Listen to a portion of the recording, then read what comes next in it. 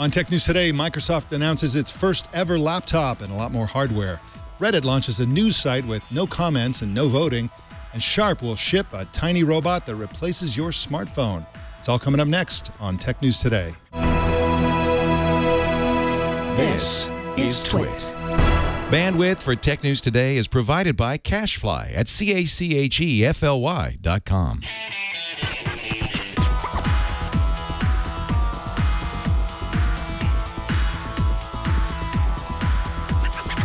This is Tech News Today for Tuesday, October 6th, 2015. This episode is brought to you by Prosper.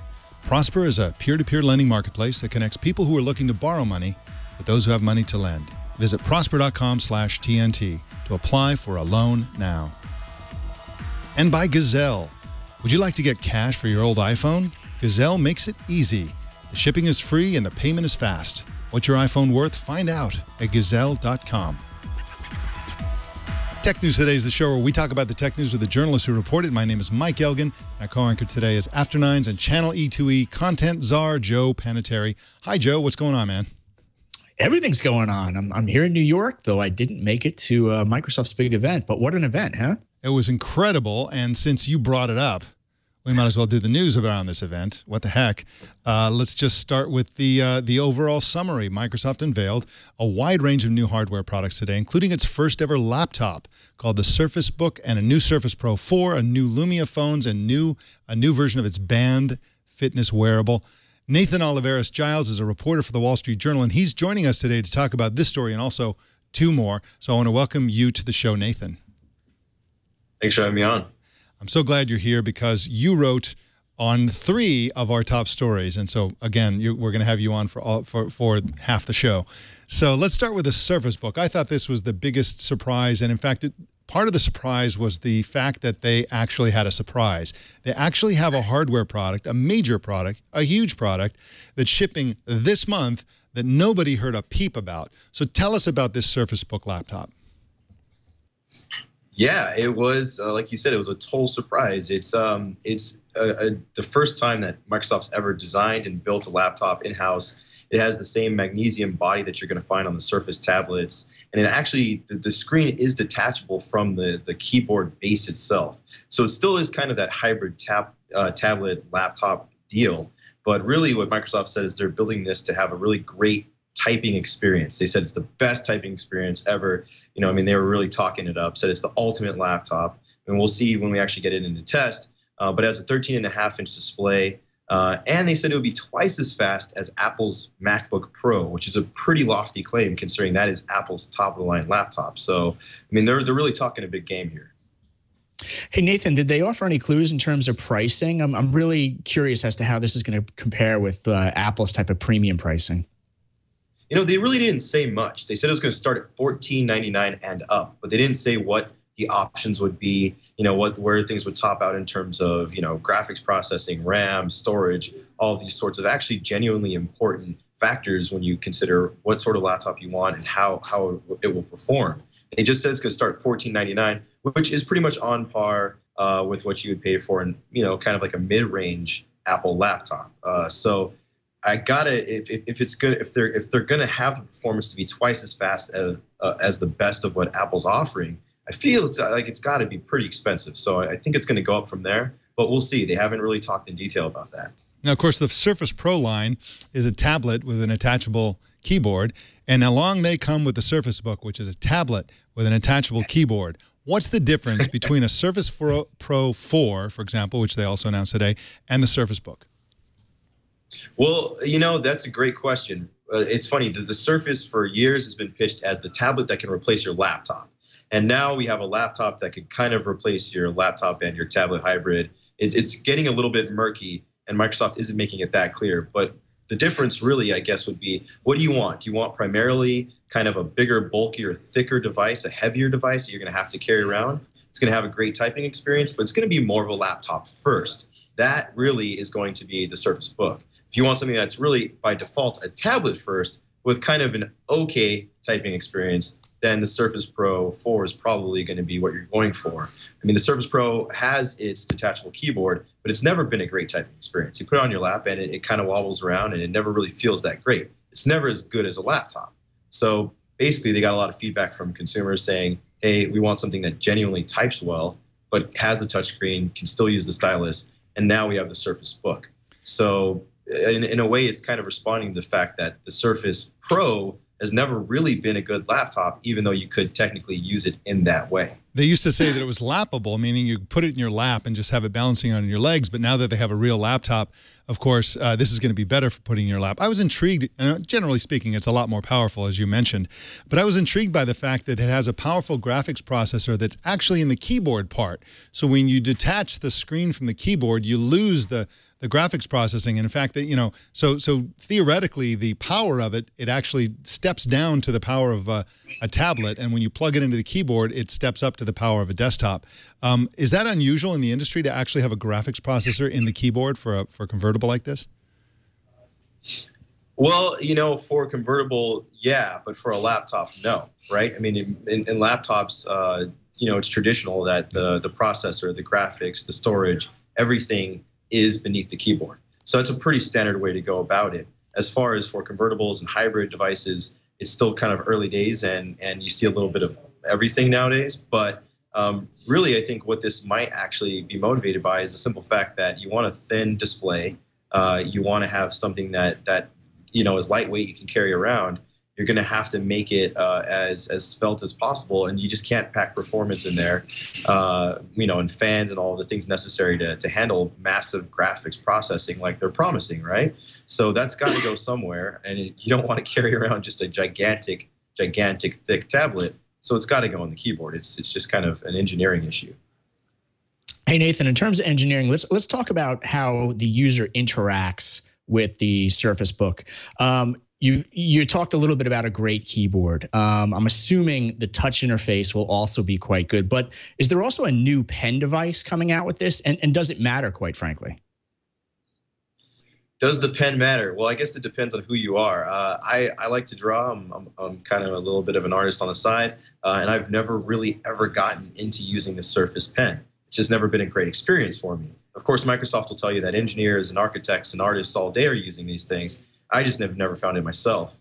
There is, in fact, a new Surface Pen, and that is going to be sold with both devices. And they say that it's the best pen they've ever made. It's going to have 1,024 different pressure points of sensitivity, so it should be pretty responsive. They say the latency is really far down, and it'll have interchangeable tips that'll make it feel more like an actual analog, offline pen or pencil.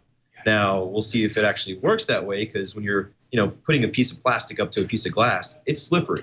It's just kind of the way it is. So we'll see how much resistance there actually is. This new pen also has a digital eraser on it for the first time. And it'll attach to both the Surface Pro 4 and the Surface Book magnetically. So there's no actual physical loop or anything like that, which sounds pretty good, but I'm a little weary that as soon as you put it in your bag, it's going to fall off and you're going to lose it. So we'll see how it actually works in practice. But yep, there's a new pen to go with everything. And ironically, the Microsoft Pen has an eraser, as you said, and the Apple Pencil does not. You'd think a pencil would have an eraser. This suggests to me also that there's a new category afoot here, and the leaders are, of course, Microsoft now with the Surface Book, Apple with its iPad Pro, and Google rolled out a Pixel C, which is a Android-powered laptop that I think is more or less in the same category. I think what we're seeing here is a new world where people are using essentially tablets with real keyboards, and that's the main usage model. And in the case of this and the Apple device, pens as well is an option. So I think this is a new kind of category that's on the high end. For a while, the hot category was the low end, the smaller tablets. And now I think this is a whole new thing where you don't need a laptop at all. You don't need a desktop at all. You can replace all that with either the Microsoft Surface Book or an Apple iPad Pro. Maybe you can do it with the Android-powered Pixel C. Now let's shift gears a little bit and talk about their phones. They announced the Lumia 950 and Lumia 950 XL. What's interesting or new in these phones? Well, the biggest, most interesting aspect is what Microsoft is calling Continuum. So with both of these phones, you can plug them into a dock, and then you can plug that dock into a computer monitor, keyboard and mouse and actually use your phone as a PC. And you're referring, Windows of course, 10, to the optional Microsoft Display Dock, which that was introduced today, right? That's a new product introduced today. Yep, they introduced the dock today. They haven't said how much that dock is going to cost or when it's going to go on sale, but they said that this dock will be needed to actually use your phone to connect to that monitor, keyboard, and mouse to use it as an actual PC. Now, will it be a good performing PC? Will it be fast? What sort of PC experience will it be? Will it be like using an oversized netbook? We don't really know. All they showed on stage was using Office, which is great and productive, but fairly lightweight. I mean, they weren't, editing a movie or, using Adobe software on there, anything super intensive. It's fairly lightweight. But nonetheless, that is a pretty appealing idea to a lot of business users, that this one device could be your one computer. Of course, you have to buy all that stuff separately, and we'll see how much that costs. Aside from that, it's a pretty standard phone these days. It has the regular 950 has a 5.2-inch display. The 950 XL has a 5.7-inch display, so a little bit larger, almost phablet territory, but not quite. Both are going to have OLED screens with a nice QHD high-resolution display. They're running new Qualcomm Snapdragon processors, 3 gigabytes of RAM, 32 gigabytes of storage. So pretty standard, not really pushing the bar too far. That's kind of what you'd expect to get from a high-end Android phone these days. It's literally the same specs. But one thing that Nokia in the past and Microsoft lately with Lumia phones has always done really, really well is the camera. And Microsoft says that this is going to have the best camera of any Windows phone thus far. It's going to have a 20 megapixel camera with a 3 LED flash and optical image stabilization. So, that's something to look forward to. Hey, can you tell us a little bit more about the dock in terms of, will the dock only work with the Lumia 950 and the 950 XL, or will it work with other smartphones out there? Well, as of now, Microsoft is saying that it's just working with the 950 and 950 XL. But Continuum is something that they're trying to push forward as the future of their Windows Phone platform. So future Lumia phones might be able to connect into it, but you're not going to be able to plug in an iPhone or an Android phone and get anything similar to that. This is really about Microsoft's, bespoke devices, their Lumia devices. This is kind of like what Google does with their Nexus phones. They have a really small niche market that they're trying to reach. They're going to charge, a decent price, a fair price, but this isn't for the mass market. But this is a place where they can show off cutting-edge technologies and hopefully get some other hardware partners to adopt this stuff and put this into their phones. So right now, it's just about Microsoft's Lumia phones. It's just about these two Lumia phones. And in the future, we'll see where things go from here. Microsoft is pushing it as kind of like this idea that in the future, your phone will be so powerful, it can be your PC. And this is their first attempt to actually bring that into reality. And of course, the phones take 4K video, which is becoming a trend and will soon be standard on the high and mid-range phones, I imagine. There's also some red meat in here for the super geeks. One of the most interesting of which is liquid cooling for the processor. That's a new one for a smartphone, as far as I'm aware. And the high-end Lumia 950 XL starts at $649 unlocked. All right, well, we got some more news, really cool news coming right up. But first, I want to talk about making progress in life with whatever it is that you want to accomplish through Prosper, one of our sponsors today. If you need to start a business, you want to remodel your house, you need to get out of debt, you want, with your credit card debt, you want to borrow money, and you don't want to go to the bank, you don't want to borrow it from your relatives or friends. That's a terrible idea. You want to borrow it through Prosper, because Prosper is a peer-to-peer lending marketplace. Prosper invented the category, and they're still by far the best way to borrow money. All you do is you go to prosper.com/TNT and you just enter in the easy to follow the places where you put in your information, who you are, what you're going to do with the money, and then you post it. And then people who want to invest in you, of course, the personal information is all anonymized so that it's very secure and private. And they will invest in you and your project. And then the money comes directly out of your account. There's no fine or extra fee for early payment. It's just a very straightforward thing. You know exactly what you're getting into, and it's just a great way to borrow money. It's like the Uber or the Airbnb for borrowing money. It's Silicon Valley way to do it. And you can check your low rate without affecting your good credit. Just go to prosper.com/TNT. It's just a better way to get a loan for up to $35,000 in your account in as few as 5 days. Go to prosper.com/TNT. That's prosper.com/TNT. Now let's shift gears, Nathan, and talk about the wearable, the Microsoft Band. This looked pretty good, and it looked like a pretty major jump from their previous band. Tell us about the new Microsoft Band. Well, yeah, the first Microsoft Band was honestly kind of a mess. It was super thick. It had a flat display. It had 10 sensors, but none of them really worked quite as well as Microsoft said they should. It never really caught on with consumers. It was kind of a mashup between a smartwatch and a fitness tracker. Well, the new Microsoft Band, the second generation device, now has 11 sensors instead of 10. The extra one is a barometer to track elevation, but it still has all the same old stuff, a gyroscope, an accelerometer, built-in GPS, a heart rate sensor. Can track your sleep, but it's a lot more refined. So it's a lot thinner. It has a curved display. Microsoft said that the display will be more touch-friendly this time, which was an irritation point for previous users. So it seems like a really more refined, more mature product. They've also built out their Microsoft Health app to give you a better idea of what's happening with your data. The way they talked about it on stage was your personal big data. So a way to get insights on your health and kind of what's effective. Like if you're working out, and how your recovery times are, or if you sleep better at night, depending on like what food you're eating and what sort of exercise routines you have. So Microsoft is really trying to make this useful. It's going to work with Android, iOS, and of course Windows phones. But it kind of remains to be seen. It's a big device that looks like a big, gigantic cuff on your wrist. It doesn't quite have the lightweight and kind of small look that maybe an Apple Watch or what Android Wear is happening has, but it can track a hell of a lot more stuff because it has 11 sensors in it. Hey, Nathan, one more thing on the Microsoft announcements today, and it has to do with eye candy. Let's talk a little bit about HoloLens. They did a demo there. Can you tell us a little bit about what the audience saw?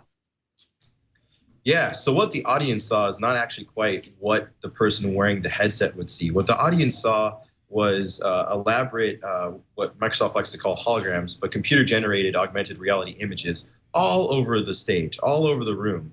And the person wearing the headset just kind of moved around and was interacting with robots bursting through walls. And it was basically a game that you could play in any room. You could fight off these robots. It looked really, really slick, but I've actually worn HoloLens myself.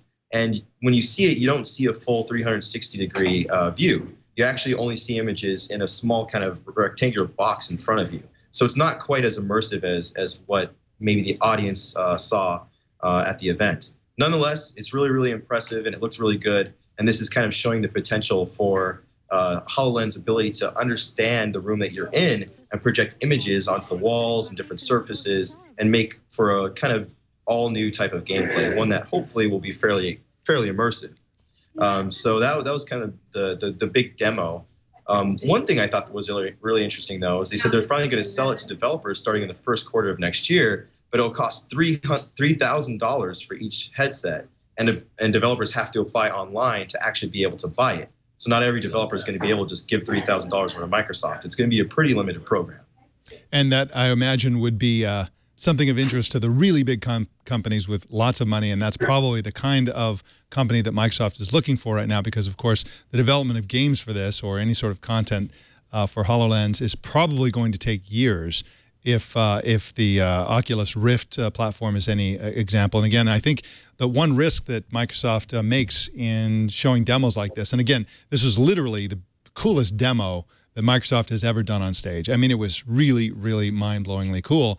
They're raising expectations that they may not be able to fulfill. I think anybody who's paying attention may think that this thing is coming maybe early next year. No way. This is not coming to consumers for years. And so it's a little disappointing to see this kind of eye candy and to know that you're not going to get your hands on it any time in the near future. We'll have self-driving cars before we have this thing probably. So so hopefully this thing will work inside self-driving cars because what else are you going to do? You can't drive. All right, well, let's shift gears away from the Microsoft event and talk about another new product introduction. Roku today introduced a 4K compatible box called the Roku 4. Nathan, you wrote a story about this. What's new with this Roku box? Yeah, well, I mean, for one thing, it's a lot bigger. It kind of has almost like a big flattened out shape. There's going to be a button on top that you can press, and it'll actually get the remote to make like a little beacon sound. So if you ever lose it, you can find it. That's all pretty, nice. But really the big deal here is that it's going to be able to stream 4K video.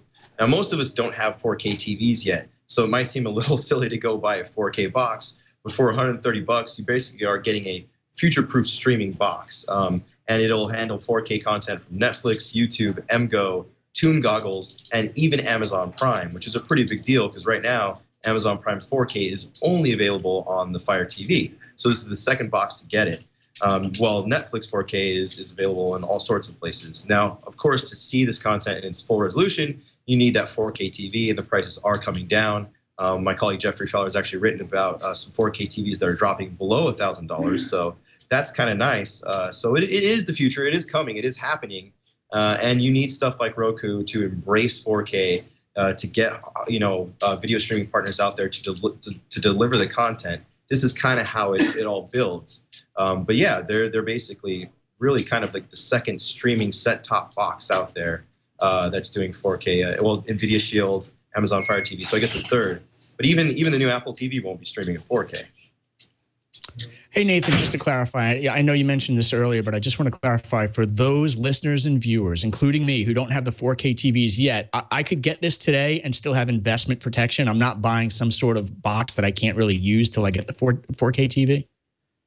Yeah, that's the promise that Roku's putting out there. Now, if you have a 720p TV or a 1080p TV right now, it'll still stream video to your television, and it'll just downscale that video to the appropriate resolution, right? If you have a 4K TV, you can use it today. But the kind of idea is that you're going to hold on to this box for a few years, and that the next TV that you buy, whether it's later this year or maybe it's early next year for the Super Bowl or next summer, it's going to be 4K. That's the bet that Roku's making, and all these content providers are making too. And of course, TV makers want you to buy a new TV and go 4K as well. So this is all about nudging this entire ecosystem forward and being ready for consumers when they go looking for a 4K TV next. Roku wants to get out kind of ahead of everybody and offer that stuff so that when you do buy your next streaming box and when you do buy your next 4K TV, you're going to Roku instead of maybe looking somewhere else because you don't have the 4K content already.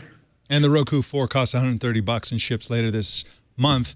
And so before we let you go, Nathan, I want to talk about a social media story you wrote. Twitter rolled out its new Moments feature today for U.S. users. Nathan, what is Moments? Is this the rumored Project Lightning we heard about before? Yeah, this is Project Lightning. They've been working on it for months. Kind of a highly anticipated thing. I'm not quite sure if it's going to totally live up to everybody's hype, but I really, really like it. Essentially what it is a new fifth tab in the bottom of your Twitter app. You're going to get it on the desktop as well, in the web.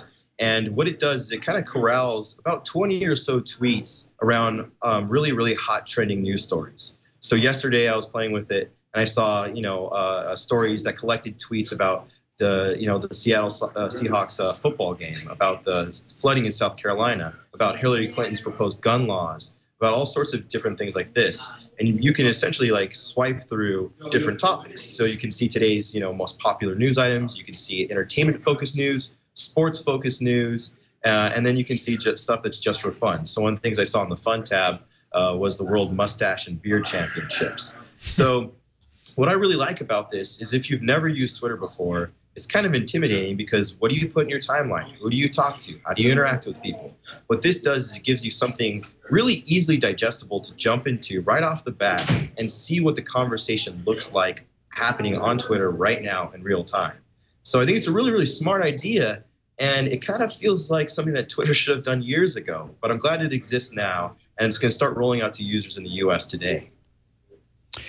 So, Nathan, who's actually curating the content here? Is it Twitter, or are there certain feeds like media organizations that are going to curate the content for Twitter? How does this work?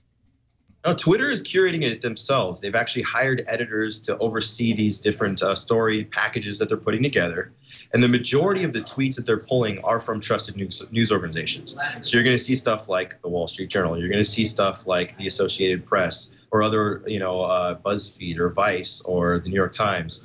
You're going to see kind of big trusted news sources, but you're also going to see tweets and videos and photos from people who are on the ground.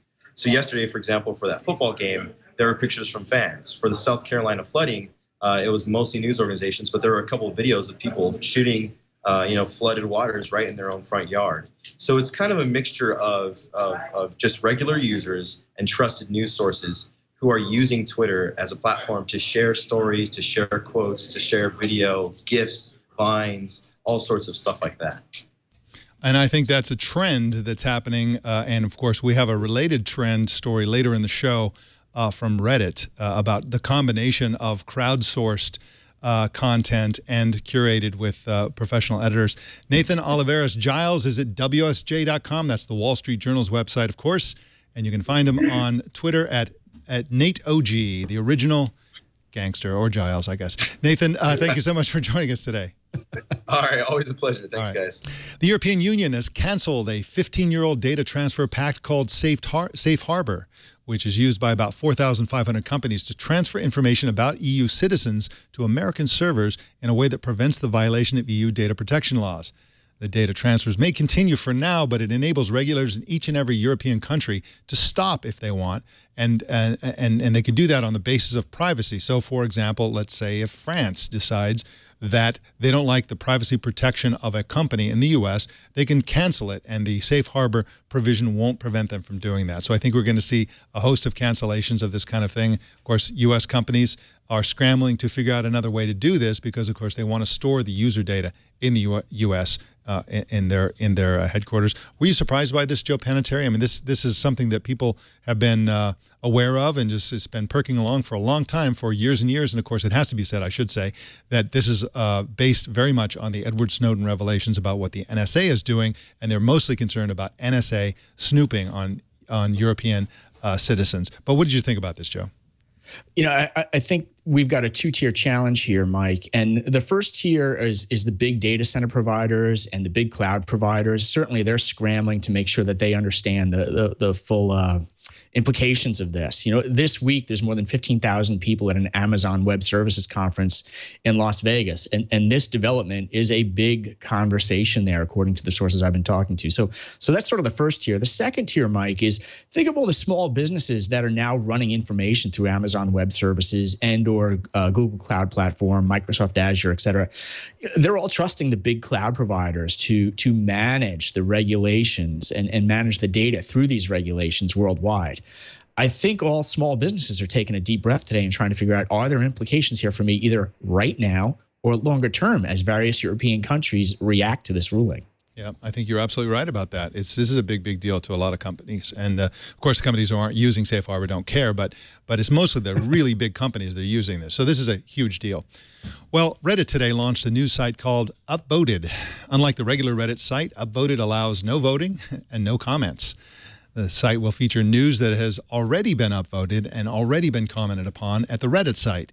And some comments by Reddit users will be selectively added to the news stories on Upvoted. Upvoted has an editorial team of about 10 people, according to reports. And Upvoted will be monetized not through banner or pop-up ads, but with sponsored posts. Joe Panettieri, this is an answer to the question, how do you monetize Reddit? Essentially what they're doing is they're using the Reddit community, the Redditors, who are crowdsourcing and upvoting all this content as their resource for publishing a news site. It's a brilliant strategy, and of course they can monetize the news site in ways that they couldn't do on Reddit itself. I think this is a great site because, of course, there's no better way to discover things than crowdsourcing. You get thousands or millions of people all looking for content and then bubbling the most interesting or best content to the top. Reddit is an amazing resource. The problem with Reddit is you go there and it's an ocean of content. I mean, just the number of Reddit areas is just it's in the tens of thousands. You can't go through it all. But of course, the purpose of this is to sort of cherry pick the best of the best and bring it over into this news site. Yeah. You know what it reminds me of, Mike, is if you could imagine the classic days of Good Housekeeping, right? Just a factory filled with all this stuff from Good Housekeeping. But now this content is earning the Good Housekeeping seal of approval and moving on to a news site. And it's been curated, and it must be, quote unquote, great content that interests a lot of people. I think the only danger here is what about that sponsored content? It better be high quality. It better be germane to the conversation there. Otherwise, they'll alienate people with too much of a mixture of sponsored versus unsponsored content. But I do think you're right. They're onto something here. Yeah, I can't wait to see what it looks like over time. Well, Russia's anti-monopoly authority gave Google until November 18th to stop bundling Google apps with Android. And for the record, Android exists in order for Google to bundle apps with it. If Google fails to comply, they could be fined up to 15% of the 2014 revenue of the preloaded apps. Google was found guilty in an antitrust probe in Russia of anti-competitive practices related to app pre-installs, and the investigation followed a formal complaint in February by Yandex, which is the leading search engine in Russia. So Yandex doesn't like competing with Google in search, and so they're going after Android. Whatever works. In mergers and acquisitions news, Apple has acquired an artificial intelligence startup called Perceptio, according to a report by Bloomberg News. 3 days ago, we learned that Apple bought a different AI startup called Vocal IQ. Everybody's getting to AI, and especially and including Apple. What do you think about this, Joe? Is this going to transform Siri, or will this just help them keep up with everybody else who's got AI? I think it's a keep-up play, but I want to go back to one of the comments that was shared earlier in the show. I think Nathan or you mentioned this whole idea of Microsoft focusing on personal big data. Yep. And what's really interesting here is Apple, as you have covered on this show repeatedly, in an age when so much information is going up to the cloud, to big data systems up there, Apple continues to add more and more intelligence to the end device, which is very interesting to me, and will continue to ensure that people pay a high premium for those devices if they become more and more intelligent. You're absolutely right. And this particular acquisition, this company is a very secretive company, but they specialize in providing super personalization without the harvesting or collection of a lot of user data. And that's exactly what Apple has promised. Their whole message is, yes, everybody's concerned about privacy. Everybody's concerned about your personal data being brought up into the cloud, and then you're being surveilled and tracked and all that stuff. But we, Apple, aren't going to do that. All that will happen on the phone. And so this and some of their previous acquisitions and technology developments that they've been working on is all toward that end. They want to process it on the phone. They want to use the minimum amount of information, but they still want a highly personalized, intelligent, interactive experience with Siri and with other attributes of the smartphone experience that involve artificial intelligence. So very, very smart acquisition, it sounds like to me. We got some more news for you coming right up, including an amazing robot coming out of Japan. You're going to want to get your hands on this robot. But first, let's talk about Gazelle, one of our sponsors today. Gazelle, I've been talking about Gazelle for a lot longer than I've been doing Gazelle ads. I used to tell everybody to use Gazelle. It's just a no downsides service for you to always have the latest and greatest. I always tell people, don't feel guilty about wanting the latest and greatest gadget, the latest and greatest phone, the latest and greatest tablet. You know, this is an amazing time to be alive. And there's no reason to hang on to your device because you think it's environmentally unfriendly or wasteful. It's not environmentally unfriendly or wasteful if you use Gazelle. They'll take your device that may be a year old or 6 months old, and they'll put it in the hands immediately of somebody who will love it just like you did, and it will continue its useful life while you get the new hotness. Now, all you do is you go to Gazelle, Gazelle.com. You enter the device that you'd like to sell to them, indicate its condition, the carrier, that sort of thing, and they'll give you a price. That price is locked in for 30 days, so you can take your time, 2, 3 weeks, 4 weeks, and then you can send it in and they'll give you that money. And then you take that money, you go back to Gazelle, and you choose a phone. Because if you've got a budget, let's say your budget is $500 and you want to spend $500 and you want to get the most phone you can get for $500, you're going to get a better phone on Gazelle than going to the Apple store or the Best Buy or whatever. It's just the best way to sell and the best way to buy a smartphone. You'll always have a really great phone for minimum investment. Trade in your used iPhone electronics for cash at Gazelle. Just go to Gazelle.com today. That's Gazelle.com today. And we thank Gazelle for the support of Tech News Today. We got a big number for you, 44. That's the percentage of U.S. online shoppers who go directly to Amazon when they want to research or buy a product online. That number is from a survey commissioned by the e-commerce software startup Bloomreach. A study 3 years ago, just 3 years ago, by Forrester Research found that only 30% of U.S. online shoppers started on Amazon. So to the extent that these two studies from these two different companies are comparable, if you take it at face value, which you probably shouldn't, but for the lack of better data, take it at face value, that means that essentially the impulse to go directly to Amazon has increased by 50% in just a couple of years. So this is amazing, Joe Panettieri. Amazon's got a great thing going because they've trained the U.S. public to go straight to Amazon. Yeah, you know, it is a great thing going. And I think what's very interesting also here is remember the title of the book, The Everything Store. Yeah. You know, Amazon is now fulfilling the vision of that very term.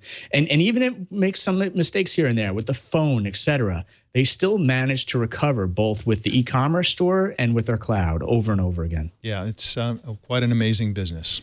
Well, in news you can lose, Sharp is working on a robot that's designed to replace a smartphone. That's right. Get rid of your smartphone and get this robot. The robot is called RoboHan, and it's an 8-inch tall robot that has a 2-inch screen on the back and a projector built into its face. It can walk around and talk to you. It can identify and you know, tell who you are and talk to you accordingly. And it's designed to function as a kind of replacement, a robotic replacement for Siri or Amazon Echo or something like that.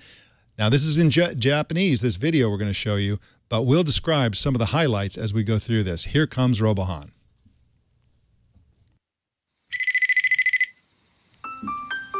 Guy's walking down the street and looking like an idiot with a tiny robot in his pocket. The phone rings and he answers the back. And he's talking into the robot like it's a phone. A little awkward. Okay, now the robot is sitting on a desk and he's got a message from somebody. And he's interacting with this incoming message by just talking to the robot.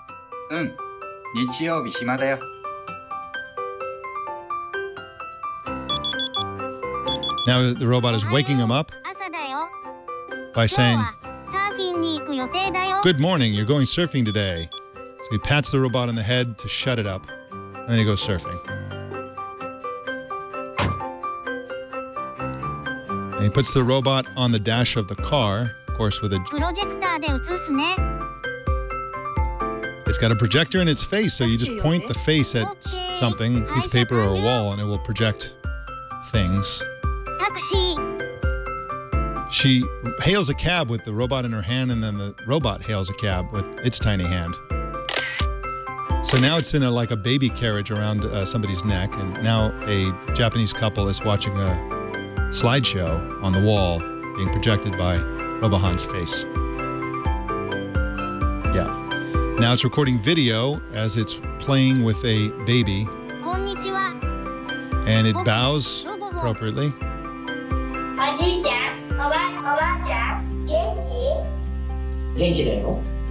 And now a little kid is talking to his grandparents through robots. And similar to the Amazon Echo, the guy's brushing his teeth and he just turns to the robot and says, "Order me some toothpaste." And the robot says, "Okay, I'll remember that for you." So it sounds like it's not ordering it. It's just taking a note. Wow. So the robot bends over and projects where the food should go on a plate. And now it's bending over and projecting a bunch of pictures as a girl cries. Oh, this is sad. But the robot loves her, so she's happy now. Who needs humans? Yeah, now it's doing burpees.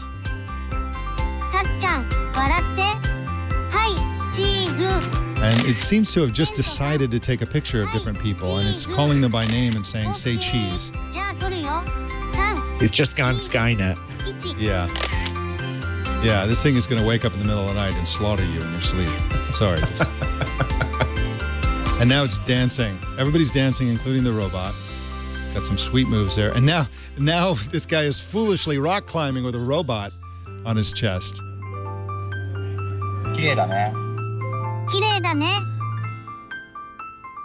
Yeah, the guy died, but we found some pictures on a robot. I think we know what happened. And there it is. Joe Panettieri, welcome to the future of being annoyed by technology. Yeah, no kidding. And I kept on wondering if they're going to come out with accessories like maybe a drone that RoboHan could climb into and fly around your house. So, yeah. Right. Or a little car or a little pickup truck so it can go to the store and get some beverages for you or something like that. Well, RoboHan is supposed to ship by summer. No pricing or availability have been announced, but I suspect it's going to be for Japan only for now. Japan loves humanoid robot technology and cute little gadgets. So we'll see where that goes. And I don't care if it's in Japan or not. Once this thing comes out, we're getting one. Yeah, we're going to have to get one for around here. Maybe the Leo's dog, Ozzy, can play with it. We'll see. Ozzy, this thing could take Ozzy for a walk or something. Well, our TNT fan of the day is my friend Brett Schulte in Los Angeles, California, who posted this picture on Instagram. And like so many of our fans, he's got way too many screens. And we're looking at a desk full of laptops, 3 laptops on the desk, a couple of monitors there, lots of wires, and a venti mochaccino. Show us how you watch or listen to TNT. Just record a video or take a picture of yourself or your setup and post it on Instagram, Google+, Twitter, or Facebook. And use the hashtag HowIWatchTNT so we can find it. Joe, you launched a new joint recently called Channel E2E. That's at channelete.com. What's going on at Channel E2E? Lots of coverage of the IT channel. So whether you're a VAR, an integrator, a cloud service provider, managed service provider, we are covering all the channel issues out there. The big news this week, Mike, really is coming out of Amazon's reInvent conference for AWS partners. So we're watching that closely. We're also watching some big data developments where MapR has made a huge hire on the road to IPO. So lots going on. If you are in the IT channel, come on over to channelE2E.com. And that stands for Channel from Entrepreneur to Exit. So we're going to track you every stage of your business. You can find Joe at Joe Panettieri on Twitter. That's Panettieri with 2 T's in it. So check him out on Twitter. Joe, thank you so much for calling today, and we'll see you next week. Mike, thanks for always having me. Take care and have a great rest of week. You too. Let us know what's on your mind. Send us email to tnt@twit.tv or call 260-TNT-SHOW. That's 260-868-7469. You can subscribe to Tech News Today on your favorite podcast app or choose some other way to subscribe at twit.tv/TNT. If you're ever in the greater Sonoma County area in California, come on in and watch us as part of our studio audience. And send email to tickets@twit.tv before you come in. Follow us on Facebook as well at facebook.com/TechNewsTodayTV. You can follow me at elgan.com. And don't miss our other news show, Tech News Tonight at 4 p.m. Pacific every single weeknight. And that is the Tech News Today. The show is produced by Jason Cleanthus and edited by Anthony Nielsen. My name is Mike Elgan. Thanks for tuning in. We'll see you tomorrow.